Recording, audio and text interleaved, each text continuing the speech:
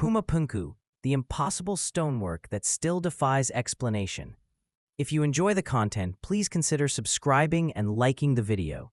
It truly helps the channel grow and continue to create contents like this. There's something about Puma Punku that hits you the moment you first see it. This feeling that you're standing in front of something that just shouldn't exist. Not because it's magical or alien or anything dramatic like that, but because the place feels impossibly precise for its age, its tools, its environment, and the culture we think existed there at the time. If you've ever looked at those massive H blocks or the razor-sharp edges carved into stone that's harder than granite, you know exactly what I'm talking about. Puma Punku is a puzzle carved into the earth, and every time someone tries to solve it, a new layer of mystery peels back. Let's set the scene for a moment. You're standing on the high Andean plateau, nearly 13,000 feet above sea level. The air is thin. The wind cuts across the landscape with this cold, ancient force. You look around and realize you're on a flat, grassy plain that stretches out toward the horizon. But then, scattered around you like the remnants of some cataclysm, are these enormous stone blocks, some weighing 80, 100, even 130 tons, strewn across the ground as if they were tossed there by giants. And right away, your mind starts asking questions. How were these stones shaped? How were they transported? Why are they so precise? Who built this, and what were they trying to do? This place sits just a short distance from Tiwanaku, which itself is an ancient archaeological wonder. But Puma Punku is different. It's the stranger sibling. Tiwanaku has temples, plazas, carvings, artifacts, things you'd expect from an ancient civilization. Puma Punku, on the other hand, looks like the remnants of a factory built by master stoneworkers, whose techniques we still don't fully understand. Let's talk about the stones first, because the stones are what make Puma Punku so famous. The blocks aren't roughly shaped. These things are precise, perfect right angles, smooth faces that look like they were cut with machinery, complex interlocking shapes. Symmetry that feels more at home in modern architecture than something supposedly built over 1,000 years ago. Some of these blocks are made of red sandstone, which is heavy but workable. But others, some of the most impressive pieces, are carved out of andesite. Andesite is hard, really hard, significantly harder than the stone tools the Tiwanaku people supposedly used. Yet here they are, blocks with edges so crisp that if you slide your finger along them, you'd swear they were cut last week. Holes drilled through the stone with uniform diameter, smooth interior walls, and perfect alignment. Grooves that run straight down a surface like they were guided by mechanical rails. Now I want to be clear. I'm not jumping to fantastical explanations here. We're not talking about lasers or ancient aliens. We're talking about ancient humans, brilliant, clever, inventive, doing something incredible in a place where no obvious method presents itself. But that's exactly the point. Puma Punku forces you to rethink what ancient people were capable of. Because whatever techniques they used here, we haven't fully replicated them, not in a convincing archaeological demonstration, anyway. One of the most iconic features of Puma Punku is the H-block. These H-shaped stone pieces are astonishingly consistent. If you measure them, the angles, the cutouts, the recesses, they line up across multiple blocks. That suggests standardized planning, templates, a system of design. You don't get these kinds of results by eyeballing or improvising. So now you're standing there, looking at these blocks, and the next question hits you. How did they move these things? We're talking about blocks weighing tens of tons and high altitude over uneven terrain with no draft animals, no wheels, no pulleys that we know of. Some people think they were dragged. Others believe they were rolled on logs. But there weren't exactly dense forests around here. Some suggest teams of people using ropes and sheer power. But even then, the logistics are mind-boggling. And here's where it gets even more intriguing. Some of the blocks seem to have been quarried miles away. That means someone looked at massive stone formations, decided, yeah, let's carve out a 100-ton chunk and drag it across the plains, and then actually did it, successfully. That alone is impressive enough.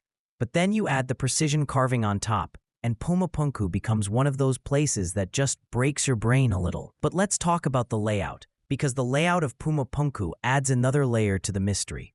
Archaeologists believe it once formed a massive multi-tiered complex, a ceremonial site with walkways, platforms, and buildings aligned in intentional patterns.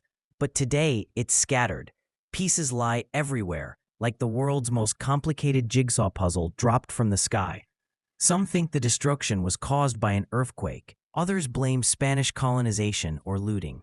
But the sheer force required to scatter some of these blocks feels immense. Imagine a structure so precisely assembled, using stones that weigh more than a train car, only for it to be torn apart by some event powerful enough to flip and scatter those pieces like they were toys. That image alone adds a mythic quality to the place. Now let me take you into one of the most compelling aspects of Puma Punku, the hypothetical structure itself. If you reconstruct it digitally or physically, even partially, you start seeing patterns, interlocking blocks, puzzle-like engineering, water channels, doorways, portals, steps cut with perfect alignment. Some researchers believe Puma Punku might have been a ritual site focused on water, symbolic purification, transformation, rebirth. Others believe it represented a cosmological map, the heavens mirrored in stone. The Tiwanaku culture was deeply spiritual, obsessed with symbolism, astronomy, and sacred geometry. Puma Punku might have been the crown jewel of their ceremonial architecture, a place where the physical world and the spiritual world met. But here's the thing, we don't actually know its original purpose. The ruins are too damaged, too many pieces are missing. We found no inscriptions explaining what it was, no texts describing its construction, no blueprints, just stone, silent, stubborn stone. Now let's talk about the engineering again, because this is where modern stonemasons get humbled. The flatness of some surfaces at Puma Punku is astonishing. Modern engineers have measured some of these faces and found deviations so small they fall within tolerances we aim for with power tools today. How did ancient people achieve that with hammerstones? Some suggest they used sand abrasion techniques, rubbing the stone with grit and patience. Others propose copper chisels used at high frequency with sand. But andesite laughs at copper. It's too hard. Copper would deform before making much progress. Could they have used harder stones? Absolutely. But even then, the level of consistency suggests a scale of planning and repetition that seems ahead of its time. And then there's the drilling. Perfect circular holes, evenly spaced, cleanly bored, not little poked indentations, actual cylindrical holes that feel machined. There's no surviving evidence of drills capable of doing that, at least not officially documented. That's the puzzle. The Tiwanaku weren't a primitive culture. They were sophisticated. But Puma Punku feels like them at their absolute engineering apex, a peak we haven't fully understood yet. Let's talk about transportation again, because the logistics are staggering. A 100-ton block doesn't just move because 20 people pull on a rope. You need technique, you need planning, you need a system, and Puma Punku sits on land that isn't exactly beginner-friendly terrain. You've got slopes, you've got harsh weather, you've got thin air that strains physical exertion. Some argue they used llamas, but llamas are adorable, not Herculean. They can carry maybe 100 pounds, not 100 tons. So then you ask, were there rolling logs? Maybe, but the surrounding area is not forested. If they did use logs, they had to transport those too. Again, not impossible, but not easy. Others propose sleds, ropes, wet clay to reduce friction, human chains, stone rollers, ingenious methods we simply haven't rediscovered yet. And honestly, that's what excites me. The idea that ancient humans might have developed clever engineering techniques that didn't survive into written record. Techniques lost to time, not because they were magic, but because they were practical knowledge passed down person to person. Think about it. Every generation accumulates wisdom, but if catastrophic events, migration, or cultural shifts break that chain, those techniques vanish. Puma Punku might represent a lost chapter of Andean engineering, one we're trying to reverse engineer from stone scraps. And then there's another layer. Puma Punku sits at the heart of a broader ancient complex. Tiwanaku was one of the most influential cultures in pre-Columbian South America. We're talking about a place older than the Inca, shaping trade, religion, and societal organization for centuries. But Tiwanaku left behind no writing system, not one we've deciphered anyway. Their messages, their teachings, their methods, they weren't recorded in books. They were carved into architecture, into alignment with stars, into ritual spaces. And when the culture declined, likely due to severe drought, the knowledge went with it. That's part of what makes Puma Punku feel so haunting. You're looking at the peak of a civilization's capability, frozen in time, but without the manual. It's like finding a perfectly engineered machine in the desert with no blueprint. You can admire it, you can measure it, you can speculate about it, but you can't fully understand it. And every theory you come up with runs into a wall somewhere. Natural erosion doesn't explain the precision. Simple tools doesn't explain the geometric perfection. Lost technology? Tempting but speculative. Meticulous craftsmanship? Maybe, but on this scale? And so Puma Punku sits there quiet, daring you to fill the gaps. So let's step back onto that windswept plateau in the Andes, standing among those massive, scattered stones, and dive even deeper into the mystery of Puma Punku. Because what makes this place so compelling isn't just the stones themselves, it's the feeling that the site represents a moment in human history where ambition, spirituality, engineering, and symbolism collided in a way we still can't fully decode. Let's talk about the cultural backdrop for a moment, because Puma Punku wasn't built in isolation. It was part of the larger Tiwanaku civilization, which thrived in the region for centuries. Tiwanaku was a spiritual, political, and economic hub. People traveled from all across the Andes to participate in rituals there, trade goods, and share knowledge. This wasn't some isolated village carving stones randomly. This was a sophisticated society with monumental architecture, astronomical alignments, water engineering, and massive ceremonial plazas. And yet, even in that context, Puma Punku stands out. It feels like the masterpiece, the pinnacle of their architectural ambition. Almost like they said, let's build something that isn't just functional or symbolic. Let's build something that pushes the limits of what stone can do. One theory suggests Puma Punku was constructed to symbolize the place where the world began, a kind of mythological origin point, a portal between the earthly world and the divine. Many cultures have creation myths tied to sacred architecture.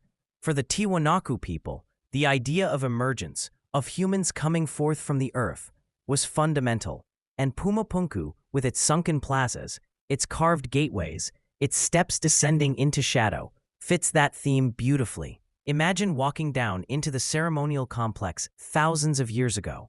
The air colder as you descend, ritual fires burning, priests chanting, water channels running like veins through the structure. You could easily picture Puma Punku as a place where people came to symbolically experience rebirth or transformation. But here's the thing, whatever Puma Punku once was, it's now a site of violent destruction. The blocks aren't neatly collapsed or partially eroded. They're scattered, tossed, shattered. Some flipped upside down, others cracked as if hit by enormous force. What caused that? There are theories, and none of them are mild. Some believe a massive earthquake ripped the structure apart. The region sits near geologic fault lines, and earthquakes have shaped Andean landscapes for millennia. A powerful quake could, in theory, topple even massive blocks. Others suggest flooding, catastrophic rainfall, or water surges might have undermined foundations and pushed stones out of place. Still others think this destruction was ritual. Perhaps the Tiwanaku people systematically dismantled part of the complex during a time of crisis or cultural transformation.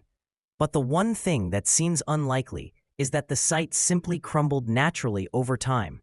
The distribution of the blocks feels too dramatic, too forceful. Something significant happened here, and that adds another layer of mystery. Puma Punku wasn't just abandoned, it was broken. Something ended here, and it ended suddenly, leaving the site frozen in mid-collapse. Now, let's go back to the engineering itself. The precision of the stones is what pulls modern architects and stonemasons to this site. You hear them talk about Puma Punku with a kind of reverence. Some even refuse to believe ancient humans could have done this with stone tools. And while I don't subscribe to any sci-fi explanations, I do think it's fair to acknowledge how astonishing the craftsmanship is. Take the modular idea. Some researchers argue that the blocks at Puma Punku weren't carved randomly. They appear to follow standardized shapes. The H blocks, for example, are almost identical across multiple pieces. It's as if workers followed a template or blueprint. That suggests an understanding of mass production, or at least a coordinated design philosophy. If that's true, it means Puma Punku wasn't constructed piece by piece in isolation. It was designed as a system, a set of interlocking stone components, each with a purpose, each crafted to fit into a larger architectural vision. That level of planning is extraordinary. And then there's the question of how they achieved the straight cuts. One possibility is they used abrasive techniques, sand and water combined with patient grinding. Another is they used hammerstones made of tougher minerals, chipping away slowly but precisely. But even with these explanations, the level of uniformity across large surfaces remains astonishing. Some faces are so flat that when modern researchers lay metal straightedges across them, they find deviations measured in fractions of a millimeter. That's not rough ancient masonry, that's precision. Modern stonemasons have tried replicating some of the cuts using traditional methods. They've had small successes. Some techniques work surprisingly well on small scales, but when they scale up to multi-ton blocks with uniform depth, angle, and repetition, the difficulty ramps up immensely. It doesn't mean ancient people couldn't do it, but it does highlight how much skill they must have had. Let's talk about the water features. Puma Punku appears to incorporate channels that would have guided water through the complex. Water was deeply symbolic in Andean cultures, representing purity, life, and connection to the mountains and the sky. The channels are carved with such precision that they appear engineered, not just decorative. Imagine water flowing through these channels during ceremonies, reflecting light, producing sound, interacting with the stones in a designed, orchestrated way. It turns Puma Punku from a static ruin into a dynamic ritual environment. And then there's the astronomical side of things. The Tiwanaku culture was obsessed with the sky. They aligned structures with solstices, equinoxes, and star positions, while Puma Punku's original layout is fragmentary. Some archaeologists believe it too had celestial alignments. If that's true, then this wasn't just a ceremonial site. It was a cosmological instrument, a place where architecture, astronomy, and spirituality converged. But here's the problem. Because so much of the site is destroyed, we can only reconstruct small fragments of what might have been. That fuels speculation. It's like having 5 pieces of a 1,000-piece puzzle and trying to imagine the full picture. Which brings me to the experiential part. When people visit Puma Punku today, they describe an overwhelming sense of awe, not in the tourist attraction sense, but in a deep, visceral way. The site feels old in a way that's hard to articulate. It feels intentional, purposeful, and the destruction adds to the emotional weight. You're walking through the skeletal remains of something that once held enormous meaning. Let's talk about the possibility of lost knowledge. Not extraterrestrial secrets or sci-fi technology, just human knowledge that didn't survive through time.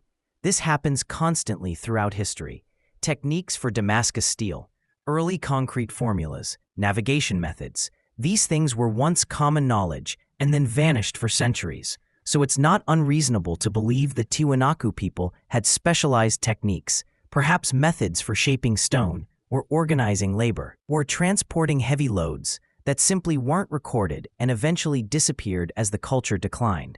When you view Puma Punku through that lens, it becomes less mysterious in an inexplicable sense, and more mysterious in a human sense. It becomes a reminder that history is incomplete, that brilliance can be lost, that entire chapters of human capability can vanish without a trace, and that's powerful. It brings humility into the picture. We tend to assume that progress is linear, that the farther back you go, the less people knew. But places like Puma Punku challenge that assumption.